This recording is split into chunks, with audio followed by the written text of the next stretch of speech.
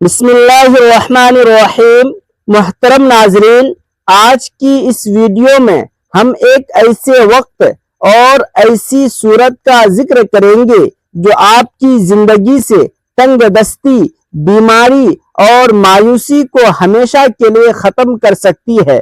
ہم بات کر رہے ہیں نماز مغرب کے بعد کے اس سنہری وقت کی جس کی اہمیت بے حد زیادہ ہے۔ مغرب کا وقت بے حد خاص ہوتا ہے کیونکہ یہ وہ وقت ہے جب دن بھر کے اعمال نامے سمیٹے جاتے ہیں اور رات کا آغاز ہوتا ہے۔ احادیث مبارکہ کی روشنی میں مغرب کا وقت دعا کی قبولیت کا ایک خاص لمحہ ہے کیونکہ یہ دن اور رات کا سنگم ہے اور اس وقت میں کی گئی التجا اللہ تبارک و تعالیٰ کے یہاں بے حد مقبول ہوتی ہے۔ اللہ کے برگزیدہ اولیاء اللہ اس وقت خاص ذکر و اذکار کرتے ہیں کیونکہ جب ہم اس وقت اللہ تبارک و تعالیٰ کی وحدانیت کا اعلان کرتے ہیں تو دعا مزید وزنی اور مضبوط ہو جاتی ہے۔ یہاں یہ بات بھی یاد رکھیں کہ مغرب کا وقت دنیاوی ہما ہمی سے ہٹ کر رب کی طرف لوٹنے کا وقت ہے۔ سورج کے ڈھلنے کے ساتھ ہی کائنات پر ایک خاص خاموشی اور سکون طاری ہوتا ہے جو مومن کے دل کو اللہ تبارک و تعالیٰ کی طرف متوجہ کرنے میں مدد دیتا ہے۔ اس وقت کی عبادت کا مزہ ہی الگ ہے کیونکہ انسان تھکا ہارا اپنے مالک کے سامنے سجدہ ریز ہوتا ہے۔ کیا آپ نے کبھی اپنی زندگی میں ایسا لمحہ محسوس کیا ہے جب دل کی بے چینی اور سینے کا بوجھ ایک ساتھ نکلنے کو تڑپ رہا ہو، جب دنیاوی راستے بند نظر آئیں اور تمام دروازے مقفل ہو جائیں؟ ایسے گھٹن وقت میں یاد رکھیں اللہ تبارک و تعالیٰ کے خزانوں میں کبھی کوئی کمی نہیں آتی۔ وہ قادر مطلق رب جو صرف کن کہتا ہے تو ناممکن کام بھی ممکن بنا دیتا ہے۔ آج ہم اس سورت کی بات کر رہے ہیں، وہ سورہ اخلاص ہے جسے ہم بچپن سے سنتے آ رہے ہیں۔ یہ رب تبارک و تعالیٰ کی توحید کا سب سے بڑا اعلان ہے اور مومن کے دل میں اللہ تبارک و تعالیٰ کی محبت کو مضبوط کرنے والی ہے۔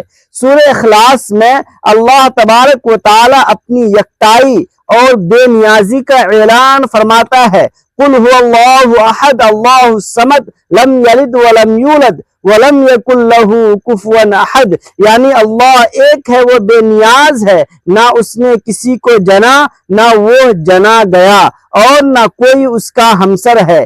یہ سورت انسان کے اندر سے ہر قسم کا ڈر خوف نکال دیتی ہے کیونکہ جب بندہ کہتا ہے اللہ الصمد یعنی اللہ بے نیاز ہے تو اسے یقین ہو جاتا ہے کہ اسے کسی اور کے سامنے ہاتھ پھیلانے کی ضرورت نہیں ہے۔ صحیح بخاری کی روایت کے مطابق اس سورت کی تلاوت کا ثواب بے حد عظیم ہے۔ حضرت عائشہ صدیقہ رضی اللہ تعالی عنہا بیان کرتی ہیں کہ ایک صحابی کی اس سورت سے محبت کی وجہ سے نبی کریم صلی اللہ تعالی علیہ وسلم نے فرمایا کہ اس کی محبت اسے جنت میں لے جائے گی۔ مسند احمد کی روایت ہے کہ جو شخص اسے 10 بار پڑھے گا اللہ تبارک و تعالی اس کے لیے جنت میں ایک محل بنا دے گا۔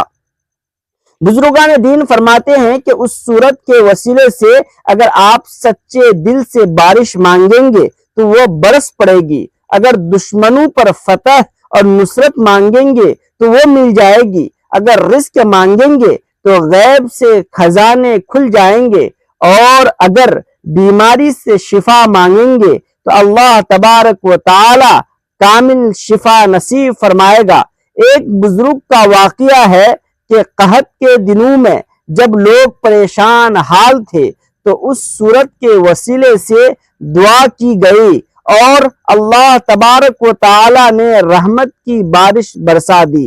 نبی کریم صلی اللہ تعالی علیہ وسلم نے فرمایا کہ جس نے دن میں 100 مرتبہ یہ سورت پڑھی اس کے لیے خیر کے 70 دروازے کھول دیے جاتے ہیں۔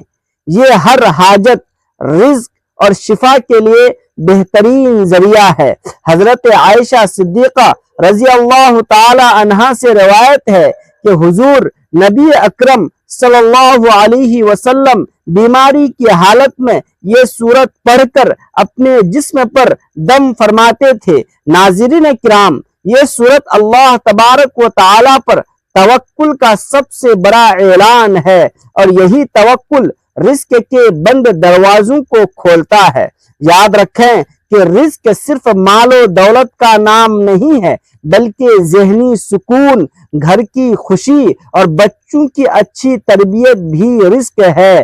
جب ہم مغرب کے بعد اس تسبیح کو پڑھتے ہیں تو اللہ تبارک و تعالی ہمارے گھروں میں برکت اور دلوں میں اطمینان پیدا فرما دیتا ہے۔ یہ وظیفہ ذکر قلب اور ذکر لسان کا سنگم ہے۔ جب زبان پڑھتی ہے اور دل یقین کرتا ہے تو اللہ تبارک و تعالی کا نور انسان کے وجود میں اترتا ہے۔ یاد رکھیں، ہر عمل کی بنیاد نیت پر ہے، جیسا کہ حدیث میں ہے کہ اعمال کا دار و مدار نیتوں پر ہے۔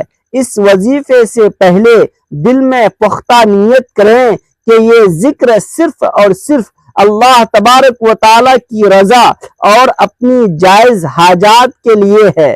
اب ہم چلتے ہیں اس خاص وظیفے اور اس کے مکمل طریقے کی جانب جسے آپ نے مغرب کے نماز کے فوراً بعد کرنا ہے، اور ویڈیو کا یہ حصہ سب سے اہم ہے، اس لیے اسے غور سے سنیں۔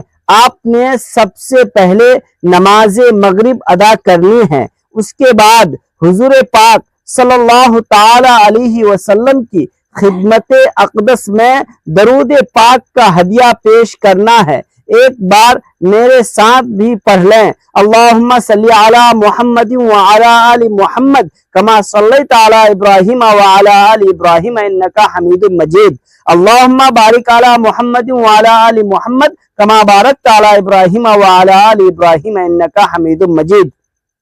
درود پاک پڑھنے کے بعد آپ نے ایک تسبیح یعنی 100 بار سورہ اخلاص کی تلاوت کرنی ہے۔ اس کے بعد اللہ تبارک و تعالی کے 3 مبارک نام یا وہاب، یا رزاق، یا کریم ملا کر ایک تسبیح پڑھنی ہے، یعنی یہ 3 نام ایک ساتھ پڑھیں گے تو ایک شمار ہوگا۔ اس کے بعد ایک تسبیح استغفر اللہ کا پڑھیں، اور آخر میں پھر وہی درود پاک پڑھیں جو شروع میں پڑھا تھا۔ اس کے بعد ایک مرتبہ سورہ مزمل کی تلاوت کریں۔ وظیفے کے دوران اپنی حاجت کا مکمل تصور رکھیں۔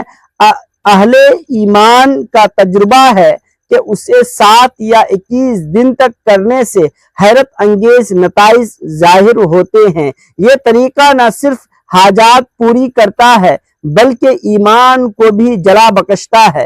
وظیفہ مکمل کرنے کے بعد دونوں ہاتھ اٹھا کر عاجزی اور انکساری کے ساتھ دعا کریں۔ دعا میں پہلے اللہ تبارک و تعالی کی حمد و ثنا بیان کریں، پھر نبی کریم صلی اللہ تعالی علیہ وسلم پر درود بھیجیں، اور آخر میں اپنی حاجت مانگیں۔ دعا میں پکا یقین رکھیں کہ قبولیت ابھی ہوگی۔ محترم ناظرین، یہ وہ عمل ہے جو صدیوں سے آزمودہ ہے اور لاکھوں مسلمانوں کی دعاؤں کا ذریعہ ہے۔ مغرب کا وقت اور سورہ اخلاص کا ورد دعا کو عرش تک پہنچانے کا ذریعہ ہے۔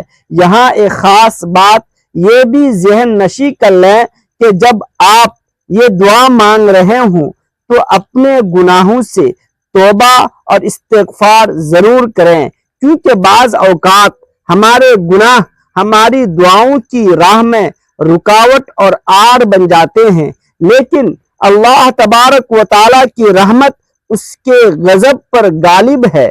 وہ توبہ کرنے والوں کو بے حد پسند فرماتا ہے۔ اس لیے جب آپ مغرب کے بعد یہ وظیفہ کریں تو ایک سائل کی طرح اللہ تبارک و تعالی کے سامنے جھک جائیں، اپنی عاجزی اور انکساری کا اعتراف کریں، اور پھر اس پاک کلام کا واسطہ دے کر مانگیں इंशाअल्लाह तबारक व ताला आप मायूस नहीं होंगे। अल्लाह तबारक व ताला की जात से उम्मीद रखना ही मोमिन का सबसे बड़ा असासा है। वो रब जो आंधी अंधेरी रात में काले पत्थर पर चलने वाली चींटियों के कदमों की आहट सुनता है, वो आपके दिल की तड़प को क्यों नहीं सुनेगा। बस आपने हिम्मत नहीं हारनी है और पूरे एतमाद और यकीन के साथ इस तस्बीह को अपनी जिंदगी का हिस्सा बनाना है। अगर हम इस वजीफे को महज जरूरत के वक्त नहीं बल्कि अपनी जिंदगी का मुस्तकिल हिस्सा बना लें तो इंशाअल्लाह तबारक व ताला दुनिया और आखिरत दोनों में कामयाबी मिलेगी। ये दिल की गहराइयों से रब को पुकारने का नाम है। मेरी दुआ है कि अल्लाह तबारक व ताला हमारा सुनना और सुनाना कबूल फरमाए। जो मांगा वो अता करे और जो नहीं मांग सके वो बिन मांगे मरहमत फरमाए। अल्लाह तबारक व ताला हमें नेकी की बात पर अमल की तौफीक दे और हमारे रिस्क में बरकत के साथ साथ हमें हर किस्म की बीमारी और नागहानी आफतों से अपनी पनाह में रखे। आमीन सुम्मा आमीन। नाजरीन, अपने रिस्क में वुसअत और बरकत के लिए अल्लाह तबारक व ताला की खुशनुदी हासिल करने के लिए कमेंट सेक्शन में अल्लाह तबारक व ताला का कोई एक सिफाती नाम जरूर लिखें। इससे ना सिर्फ आपको सवाब मिलेगा बल्कि दूसरे पढ़ने वालों के लिए भी बरकत का बाइस बनेगा। अल्लाह तबारक व ताला हम सब का हामी व नासिर हो और हमें सिरात मुस्तकीम पर चलने की तौफीक मरहमत फरमाए। मुझे भी अपनी खुसूसी दुआओं में शामिल रखिएगा। जज़ाकल्लाहु खैरन कसीरा। चैनल को सब्सक्राइब करना ना भूलें। अस्सलामु अलैकुम व रहमतुल्लाहि व बरकातुहू।